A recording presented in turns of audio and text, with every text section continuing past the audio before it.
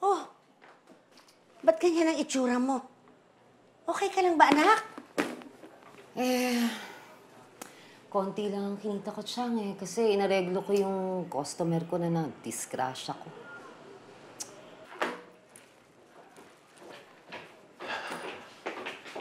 Oh. Alis kayo? Saan kayo pupunta? May laban ako sa Quezon. Cesar, akala ko ba napag-usapan na natin to, ha? Kailan mo ba ititigil yung kalokohan mo, ha? Kapag nanumpo ka na ng kalaban mo, yung ba gusto mo? Premyo ang habol ko. Malaking maitutulong sa atin yun. Matanda ka na, Cesar! Huwag ka na mag-ambisyon na magiging kampiyon ka. Huhukayin mo lang ang sarili mong libingan kapag tinuloy mo ang kaibangan mo! Ba't ka ba hindi naniniwala sa galing ko? Asawa kita. Ni minsan hindi ko naramdaman yung pagsuporta mo. Dahil iniisip ko ang kaligtasan mo. Tandaan mo! Namatayan na ako ng anak! Ayoko pati ang asawa mo wala sa akin! Ano pupunta itong pag-uusapan natin? Sige na, Chang. Pasensya na. Mauna na po kami. Sige! Ipagpapumilit mo yung gusto mo! Sige, malis ka! Pero ito tatandaan mo, Cesar. Kapag natalo ka, huwag ka nang babalik dito, ha?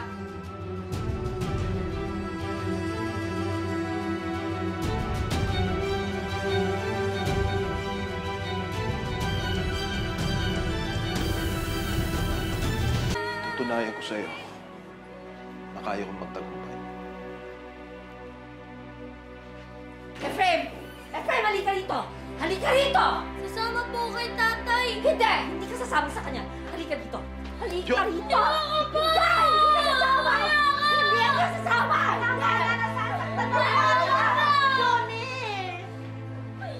Tatay! Halika dito! Hindi ka sasama sa tatay mo! Sesa, hindi mo sasama ang anak ko! Ayoko po! Tatay, umalis na po tayo! Halika rito! Tatay! Hindi ka sasama! Alis na tayo, tatay! Tama na! Cesar! Cesar! Tama na, Johnny! Cesar! Ibalik mo ang anak ko! Tama na, Johnny. Nagsiskandalo ka na. Tama na! Tama na, tama na, tama na!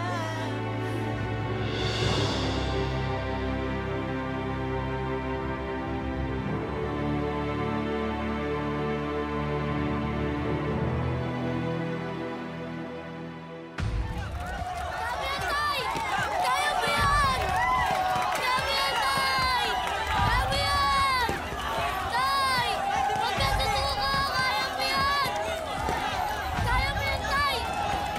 Tay! Laban! Huwag ka susuko! Kaya mo yan! Tay! Laban ka po! Yan! Tay! Tay, kaya mo yan, tay! Tay!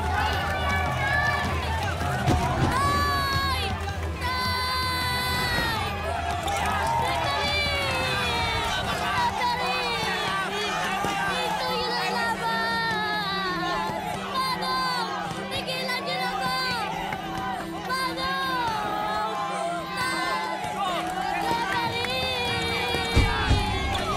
Ito yung lalaban! Tay! Tay! Tay! Tay!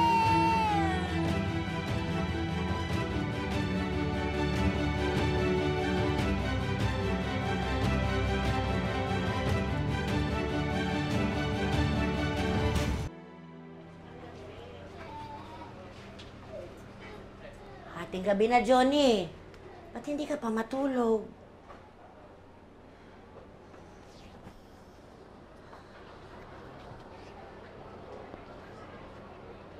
Ay, ayan naman kasi. Sabihan mo ba naman ang asawa mong wag nang umuwi? Eh di ngayon, ikaw ang hindi mapakali dyan.